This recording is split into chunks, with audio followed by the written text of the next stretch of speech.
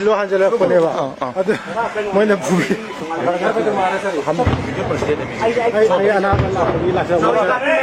Online Manipur YouTube channel asbing biriba mayam pumnong pu amuk hana taram noksari ahan badiam namaru iba pau amu update thamjage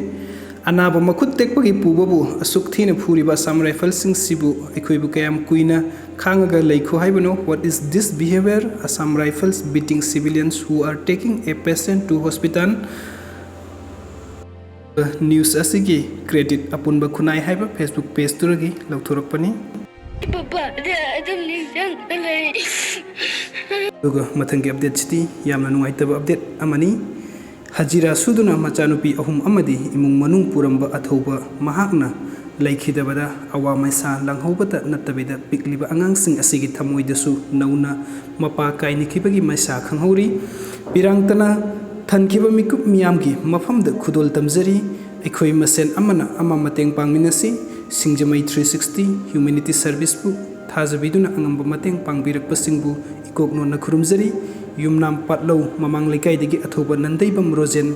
elias nawba maiteina miyamgi damakta ibale makki damakta mangjin thana chatkre nungsiraba masanupi ahum mahaki loinabi amadi imung manungi miyoising ngamkhai leitana awa maisa langhori. Special thanks to S360 advisor P Rajendro Maite Kundrakpam and Itaima P Sobita Yumnam Kunau for the much needed support. Rathangi update asidi khoijuman tabede kuki kulai paiba singna landarakpada khungak pahum lekhidre CM na mafam adu sangsinduna yengsinkre Bisnupur district Kumbi police station konba khoijuman tabeda awang nungyai matungda Kulai matik sana paiba kuki militant singa kan bamong da landarak pada khulngak po hum leikhidre khunja kaya amana sokapan nangkhre laibak thiba thodok adu da leikhidra singa adu khul adu gi ningombam ibom sa sahi kuntraga manga hobom iposa sahi kuntraga nipan amadi naurem rajkumar sahi kunga manga ni hairi ngarangi thodok adu da khul adu gi khulngak pan ha singna makhoi gi lanbanda potha duna leiringai de kuki militant sing aduna singthak tagi khanghoduna nongmai kapthor tuna landarakibani hairi amarom da koisaun urbanupi mayamna asi baksak sing adu kumbi kendragi MLA sanasam premchan ki mayum da puraktuna chief minister gi manak taksang sing adu pukho haiduna thamjin kibaga loina na kuki militant sing gi makhotagi mitei sing bu kallu haina penda kholau sing launa ki nupi sing gi maraktagi amana Paumi sing the chief minister na haikiba union home minister na singi lam sing maru ina kuki tabam fam sing the control tawgani hairaga kari maram gi kuki militant sing na mitei khul sing da landaba lephan tribano amadi state laingak na mitei sing na isangak thoksana ba khut hanbada kari gi athingba piribano haujik chathariba irang asida state amadi center gi kari aron ba agenda thamlibano haina pendaba pungdoki amorom da khungak pamyo ahum sire amadi kaya amana sok apan nangle haiba pauta bada khudak the chief minister and birena mafam adu da sangsinduna thogliba thodok adu hathengna na yengsinkre loinana mahakna leiringai da nakal ani gi marakta kan bumong da nongmai kap naki tungda chief minister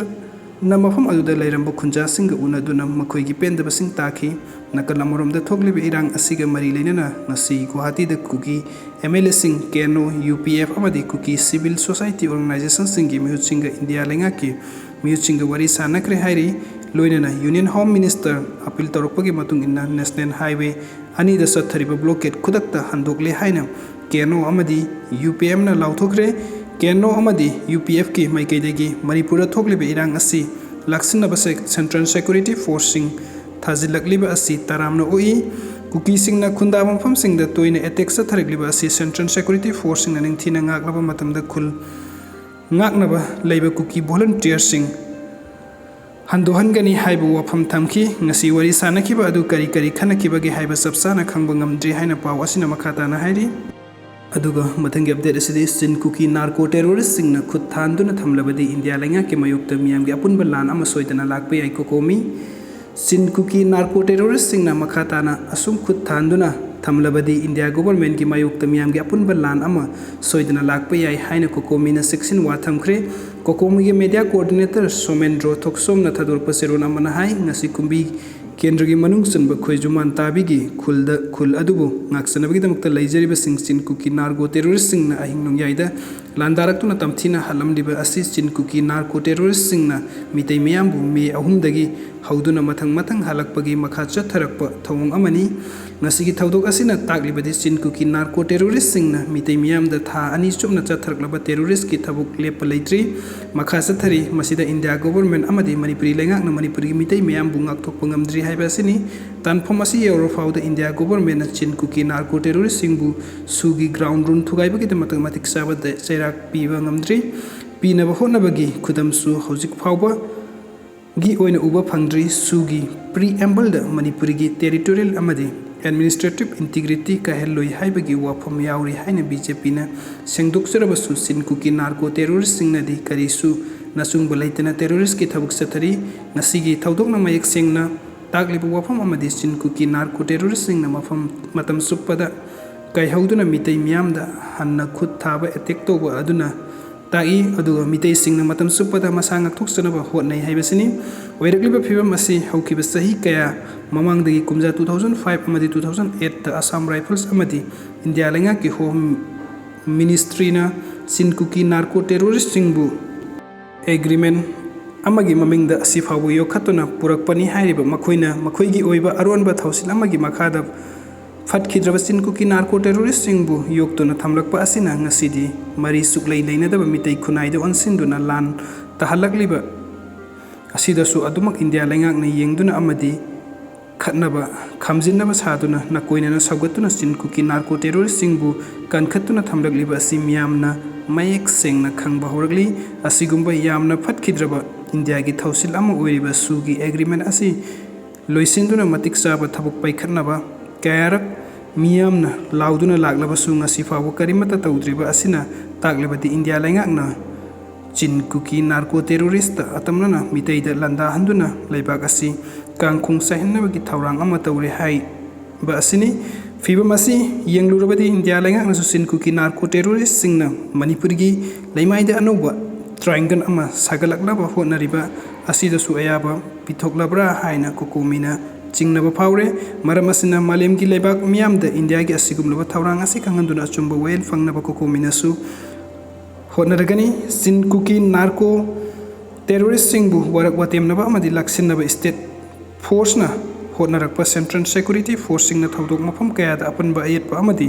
अथिंगबना सिंगबा पिरकलिबा असि पालिबा अमदि लेंगाक loan असिगी मखादा मथौ तौरिबा state force अमदि concern department सिंग असिगी legislative लेट्रब्रा अमदि India लेंगाकना Manipuri लेंगाक असिदा मानदबा meeting अमा थमलब्रा हाइना मियामदा हंगनरगली नुमित हुमफि चुपना सथरगलिबा तंगदु लेतादबा फिबम असि मालेमना ख्वाइदगी चावबा democratic country नि हाइना लौनरिबा India लेंगाकना करिसु तौबा ngamdaba मौंगदा लैरिबा असि undemocratic ओइबा थवोंगनि हाइरोइदबगी मरम लैब्रा मियामना हंगनरिबा prime minister की वाथोक असिगी मतंगदा वही अमता फोंदोक्तना तुमिना लैसिल्लिबा असि थौदांग यावदबा पीएम अमा ओइरब्रा अमदि असुक यामबा लमदम असिगी ममल यामनबा मियाम लैखिद्रबा असिगी ममल महाकी मफमदा करी अमता लैत्रब्रा हाइना कोकोमिना हंगलगली वारोइसिन अमा अथुबदा पुरकनबा होटना हौद्रबदि चिनकुकी नार्को टेररिस्ट सिंगदा असुम खुद थांदुना लांदा हंदुना थमलबदि मितै पुरुप की अपुनबा मियामना चिनकुकी टेररिस्ट सिंगी मथक्ता अमदि खुजिल थौरांग असिना ख्वाइदगी चावना चेनरिबा इंडिया गवर्नमेंट की मयोक्ति मियामगी अपुनबा लान अमा सोइदना लाकपा याय मसी इंडिया लेंगा की थवोंगना मणिपुर की मितै मियामदा नमदुना लौहनगदौरिबा वारेबनी हाइना चेरोनसना मखा तरगली